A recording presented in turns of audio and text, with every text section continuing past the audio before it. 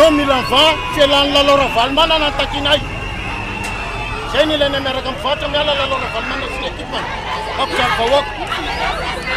Zahako mpiaro ny zoniko anjifa mihitsy ty raha ezeny tsy matahotra masomena. Jalo ny vahoaka kana kitansa. Nefa le vahoaka kana